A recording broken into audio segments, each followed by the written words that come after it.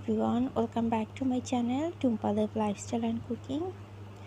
আজ একটা নতুন আমি রেসিপি শেয়ার করব, আম পেড়ার সন্দেশ। রেসিপিটি অনেক সহজ। এখানে আমি আম পেড়ার সন্দেশের জন্য প্রথমে একটা পাকা আম নিয়ে নিয়েছি।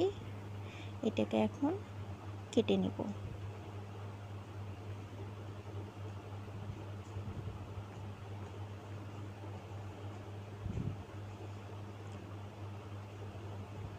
এখন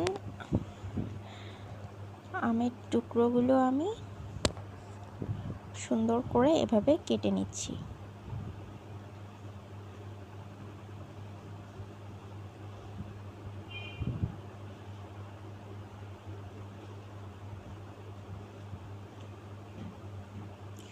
আমগুলো কাটা হয়ে গিয়েছে।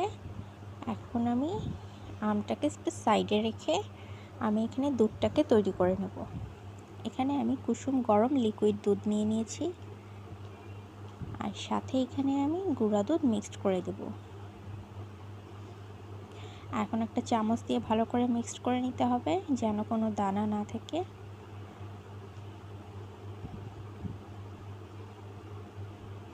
আমি ভালো করে নেড়ে নিচ্ছি।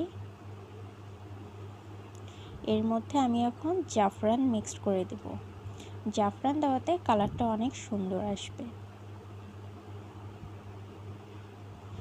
এখন দুধটাকে আমি সাইডে রেখে দেব।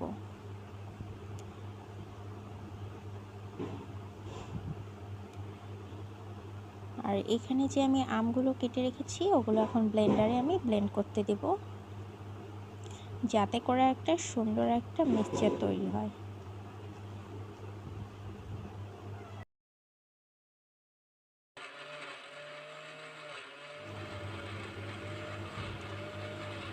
আমার ব্লেন্ড করা হয়ে গিয়েছে।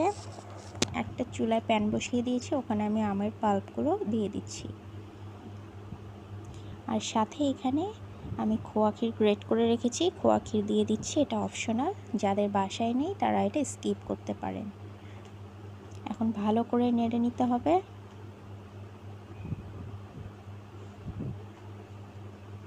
আলতো হাতে সুন্দর করে মিক্সড করে নিতে হবে, নয়তো খোয়া ক্ষীরগুলো দলা পেকে যাবে।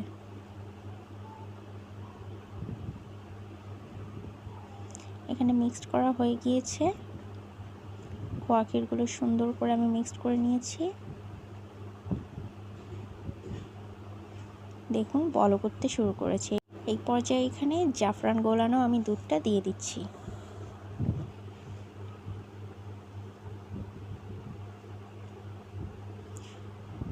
ভালো করে মিক্সড করে নিতে হবে।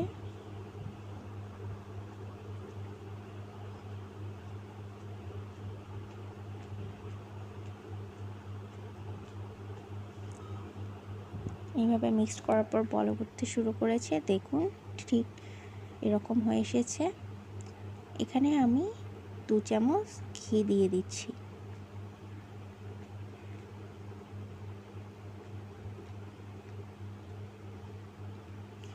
ঘি দিয়ে ভালো করে নেড়ে নিতে হবে। আর যাদের বাসায় ঘি নেই তারা বাটারটা ইউজ করতে পারেন, আর বাটার যদি না থাকে আপনারা ঘিটাও দিতে পারেন, কোনো সমস্যা নেই। আর এখন আমি এখানে কনডেন্স মিল্ক দিয়ে দিব। এটা চিনির পরিবর্তে আমি দিয়ে দিচ্ছি, কেউ চাইলে চিনিও দিয়ে দিতে পারেন।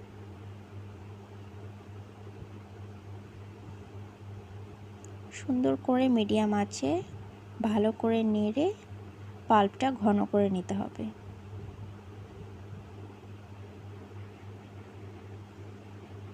যখন আরেকটু থিক হয়ে এসেছে সেই সময় আমি এখানে এলাচ গুঁড়ো দিয়ে দিচ্ছি, সবুজ এলাচ গুঁড়ো।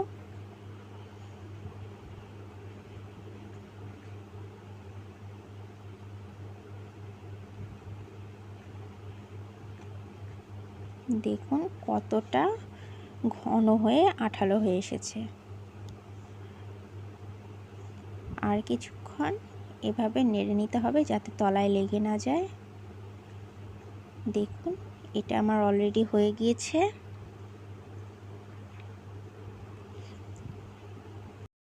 ছোট আমি বল আকারে এটা করে নেওয়ার জন্য তৈরি হয়ে গিয়েছে। হাতে এখন আমি একটু ঘি মেখে নিয়েছি। এখন ছোট ছোট কেউ বল আকারেও করতে পারে, কেউ সন্দেশ শেপেও করতে পারে। ঠিক এভাবে করে নিয়েছি। এখন এখানে আমি পেস্তা বাদাম দিয়ে দিচ্ছি।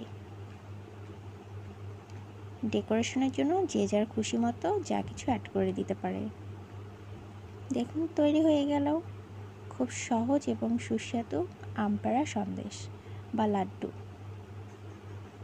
এটা তৈরি করতে 20 মিনিট সময় লেগেছে আমার। আপনারা এইভাবে বাসায় তৈরি করে দেখতে পারেন। অনেক সুস্বাদু আর টেস্টি হয়। বাইরে থেকে কিনে খাওয়ার কোনো প্রয়োজন নেই। আপনারা বাসায় খুব অল্প উপকরণে এবং খুব সহজেই তৈরি করে ফেলতে পারেন আম পেড়া সন্দেশ বা লাড্ডু। ভিডিওটি ভালো লাগলে লাইক, কমেন্ট, শেয়ার করবেন আর সাবস্ক্রাইব করবেন।